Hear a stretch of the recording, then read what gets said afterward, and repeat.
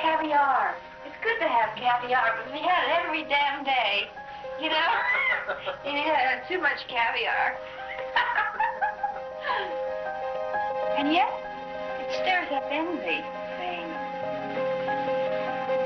Who does she think she is, Marilyn Monroe?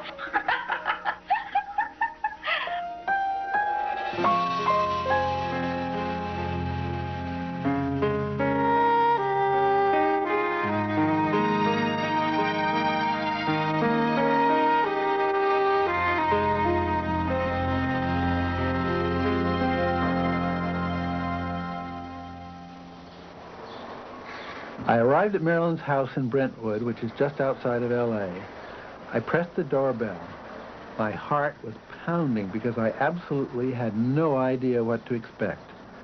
When her housekeeper opened the door, I was amazed. In front of me was a virtually empty living room. There was nothing in it but a couple of chairs. I put the tape recorder on the floor and was kneeling down trying to get it to work. Suddenly, in front of me, I saw yellow slacks, and a voice said, "Is there anything I can do to help?" And so that's the way I met Marilyn Monroe, on my knees. She looked great. She'd had her hair and makeup done, but she was clearly troubled. And I saw a roller coaster of moods, intensity, a lot of anger and sadness, as we discussed how her life had been changed by fame. You know, since this article is going to be on fame, I like to state here and now, fame is fickle. And I know it. It has its compensation. It does. But it also has its drawbacks. And I've experienced both. Very nice. Some girl. What has Marilyn Monroe got that a million other women have and prefer not to show? I think it's wonderful. I think it's wonderful, wonderful, wonderful. Fame and happiness, it seems to me, is certainly temporary and a partial happiness or a waif. And I'm not calling myself an orphan, but I was brought up a waif.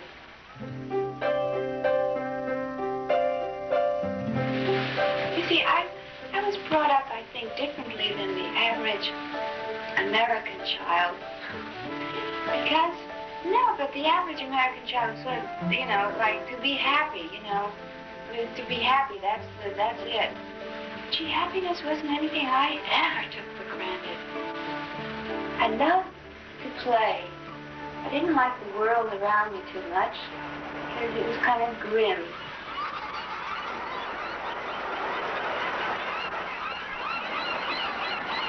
I just felt like I was on the outside of the world, and suddenly everything opened up. I thought, gee, what happened? You know, the world became friendly. It opened up to me. I didn't realize the value of a sweatshirt in those days. I mean, I sort of was beginning to catch on, but I didn't quite get it. Because I couldn't really afford sweaters. We are all born sexual creatures, thank God. It's a pity so many people despise and crush this natural gift. Tom Kelly, you can find him around. He's still around town. You know, when he first said, you know, pose nude. But then I thought, if I'm going to be a symbol of something, I'd rather have it sex than some other thing they got symbols of. See, that's the trouble. A sex symbol becomes a thing. Well, I just hate to be a thing.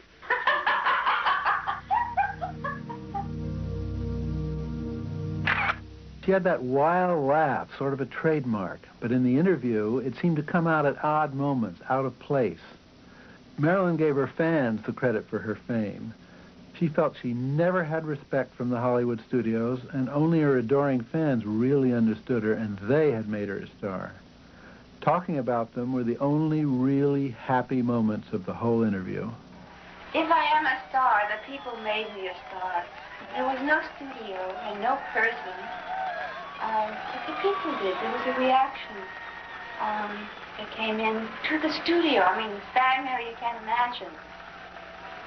And they say, you know, you're the only star that they've got, or you're the sensitive star, you know, and they look at me as if I was nuts.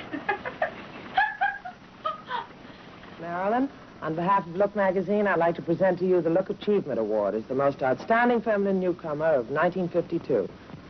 Congratulations. Thank you, Lauren. And my thanks to Look magazine.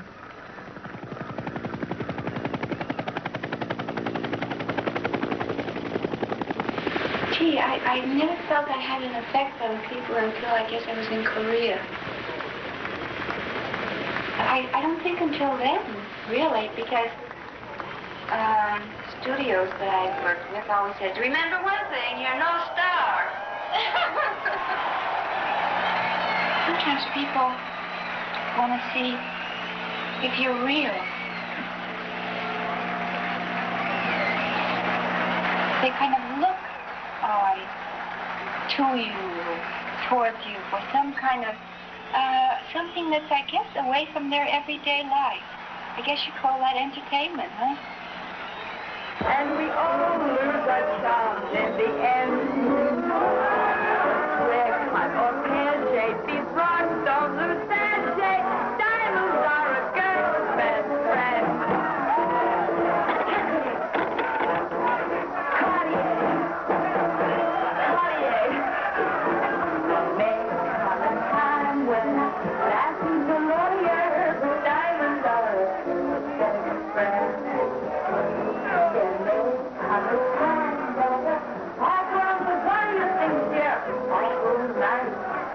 Get that ice or else no dice.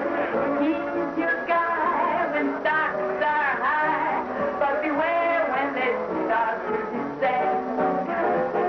It's then that those louses go back to their spouses.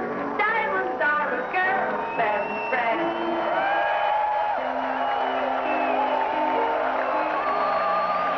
People I like, but something scares me, like mobs scare me.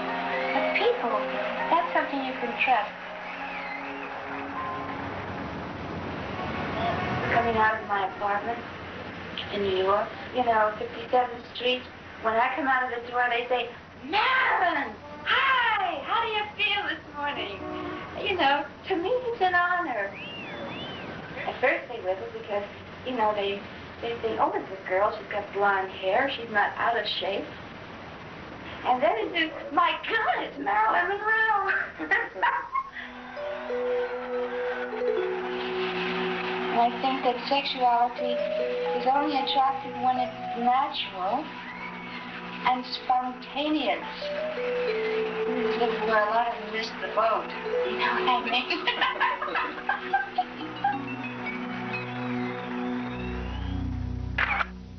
Marilyn was ambivalent about being a sex symbol and ambivalent about the press who had reinforced that image. They had delivered the audience to her, but she still didn't trust them. That's why she wanted my questions in advance and clearance of the final story. Of course, she loved the attention of the press, but she hated being mobbed by reporters and photographers every time she came out in public.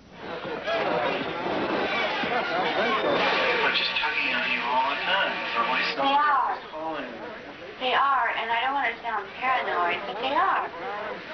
They don't like sort of a chunk, you know, somehow. I mean, they kind of take, like, pieces out of you. And I don't think that they realize it. Where are you going from here? We're going to call him. Miss Monroe and I got in the Lord car.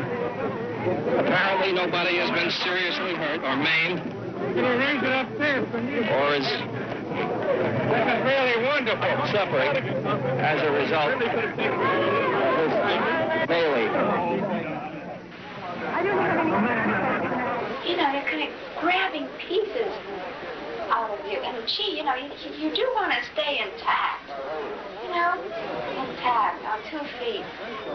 They want to know, like, well, what is it like? Sometimes it's nearly impossible. And there is a need for aloneness, which I don't think that most people realize for a creative person or an actress. It's almost having certain kind of secrets for yourself that you'll let the whole world in on. But, you know, there has to be those moments of privacy.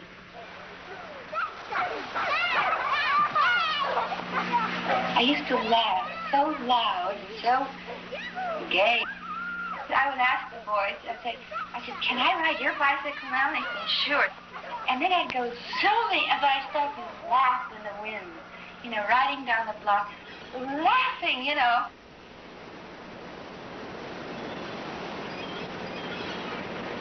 But I loved the wind because it felt like it caressed me.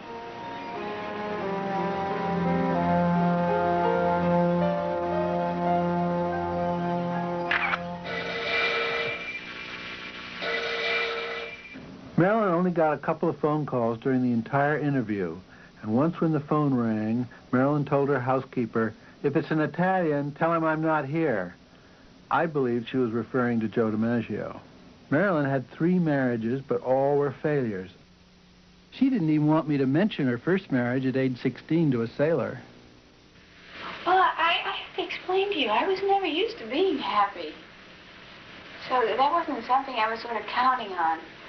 I think I counted on it, yes, in marriage.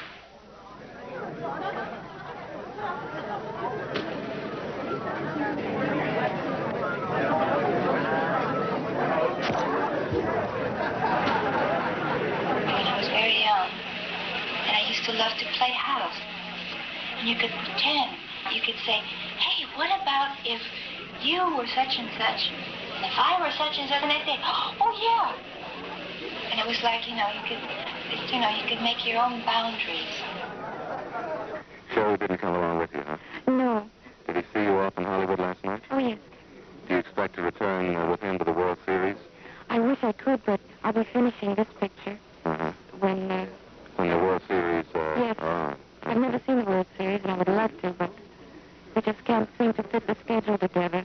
Miss Marilyn Monroe and Joe DiMaggio are presently having domestic difficulties. All I can say as her attorney is that this is what we would say with the conflict of careers. And I used to get the feeling, and sometimes I still get it. I think, gee, sometimes I think I'm fooling somebody. I don't know who. Maybe myself. Maybe others.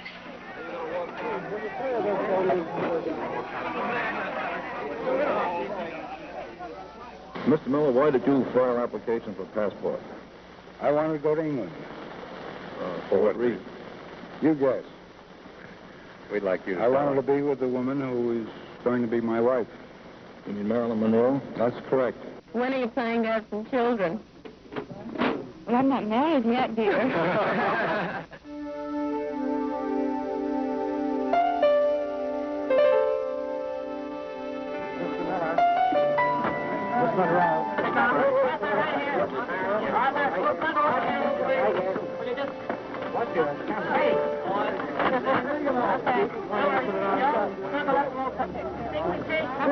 Come on now, sir. Cheek to cheek. Got it. Now we did. Come on now, sir. Anyway, you see why I couldn't have just been a housewife. I've had too many fantasies. You know, I mean, I have feelings sometimes. Or some days when there are certain things that, gee, I think, gee, oh, if only I were a cleaning woman. On the way to the studio, see somebody cleaning her. You know, I think, oh, that's what I'd like to be. I guess I'll settle for what I am.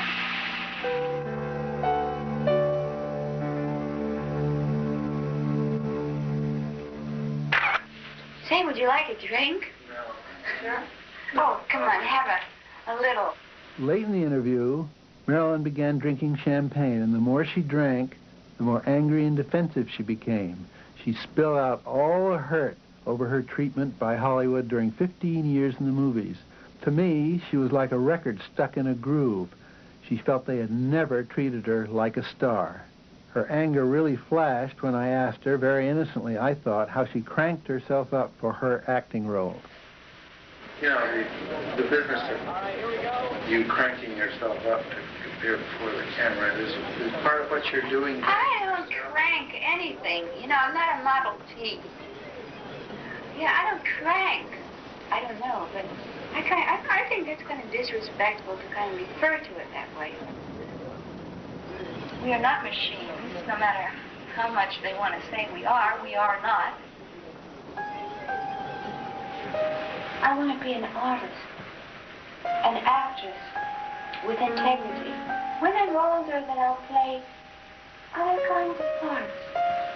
My teacher, Lee Strasberg, always said to me, you know, I said, I don't know what's wrong with me, but I'm a little nervous. He says, when you're not, give up.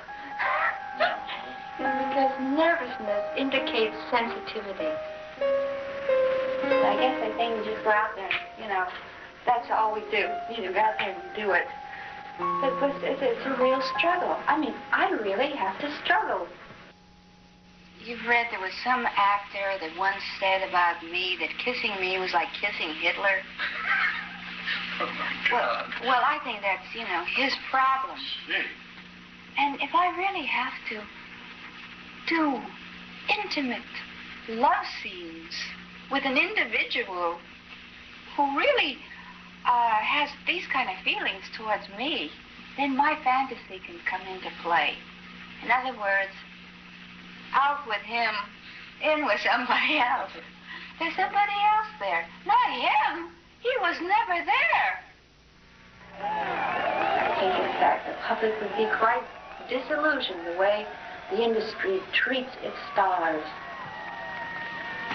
I remember when I got the part in Gentlemen Prefer Blondes, Jane Russell, she was the brunette in it, and I was the blonde. She got $200,000 for it, and I got my $500 a week, but to me that was considerable. But the only thing was I couldn't get a dressing room. And I said, I really got to this kind of a level. I said to them, look, after all, I am the blonde, and it is Gentlemen Prefer Blondes. Because they always kept saying, remember, you're not a star. I said, well, whatever I am, I'm the blonde. I mean, it got to that. But, you know, I start to sound paranoid or something. And I don't think I am. I think that every weakness is exaggerated. You know, a lot of people have real quirky problems. They wouldn't dare have anyone know. But one of my problems is that I'm late. Well, for instance, I guess they think that why I'm late has to do with some kind of arrogance. And I think it's the opposite of arrogance, just as a starter. Let's start with that. It's the opposite. I mean, the things they send out about me from this corporation over here, we'll leave nameless. And That I've never lost sight of the fact that I am not at a studio at any time for discipline or to be disciplined. If you have a cold, how dare you have a cold? I mean, the executives can get cold and stay home for, you know, forever and phone it in. But how dare you get a cold? Marilyn refused to acknowledge any responsibility for missing so many days on the set at Fox. She claimed she was sick, but the studio just didn't believe her. And in the midst of it all, Marilyn took off 2 more days to travel from Hollywood to New York to sing Happy Birthday to President Kennedy, whom she spoke of rather coyly, I thought, as a complete stranger. I was honored when they asked me to appear at Madison Square Garden. In the history of show business, perhaps there has been no one female who meant so much, who has done more. It was like a hush, you know, in the whole place. Which, you know, I thought, oh, my God. You know, if I'd been wearing a slip, I would have thought it was showing or something. The late Marilyn Monroe. There was kind of this hushed squawk there. I thought, oh, my God, what if no sound comes out? And then you think, my God, I'll sing this song. if it's the last thing I'll ever do. You know?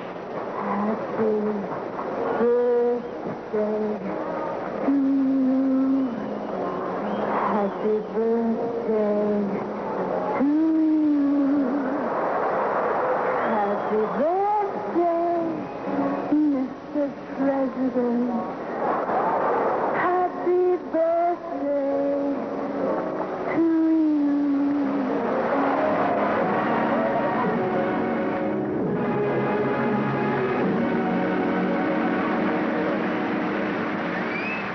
I can now retire from politics after having had Happy Birthday sung to me in such a sweet, wholesome way.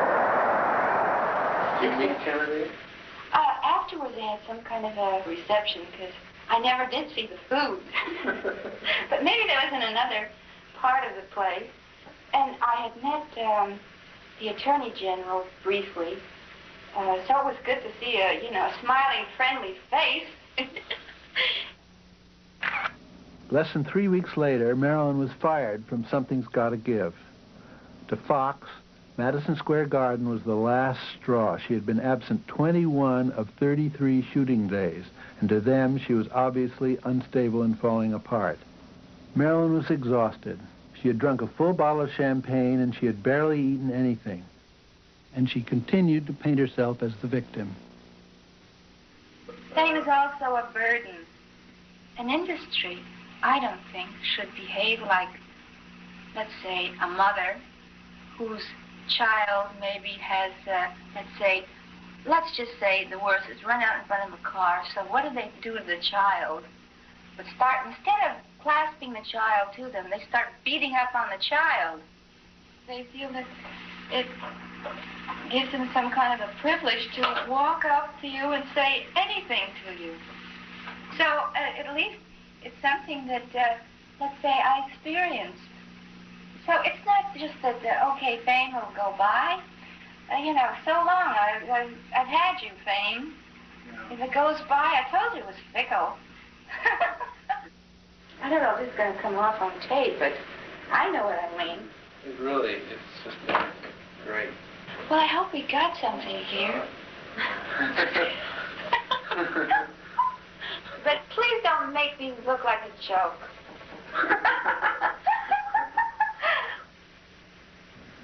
Those were the last words she said to me. I said goodbye, and as I walked down the driveway, I looked back for a second. Marilyn was framed in the door, and she waved and called, "Hey, thanks." I went back to New York and wrote the piece, and it appeared in Life magazine in the August 3rd issue. On August 5th, the phone rang. It was a reporter telling me that Marilyn was dead. I was dumbfounded. Marilyn had obviously been a woman in pain, but I never saw any sign that this was a woman giving her last interview, a woman on the verge of suicide. In the 30 years that have passed since then, I've listened to those tapes a dozen times to see if I somehow missed some clues. I still don't know the answer. Miss Monroe has suffered from psychiatric disturbance for a long time. Mood changes were abrupt and unpredictable.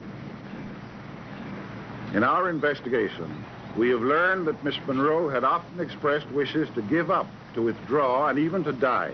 On more than one occasion in the past, when disappointed and depressed, she had made a suicide attempt using sedative drugs.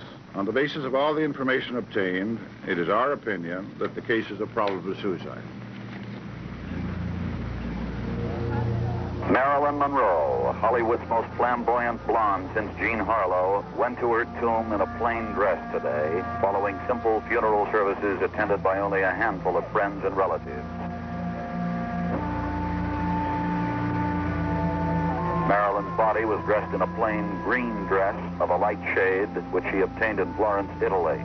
She lay in solid bronze casket, lined with champagne-colored velvet. Marilyn Monroe has found surcease from the many personal sorrows that afflicted her life, both private and public. Her resting place, not too far from the movie mills where she began her meteoric rise to stardom.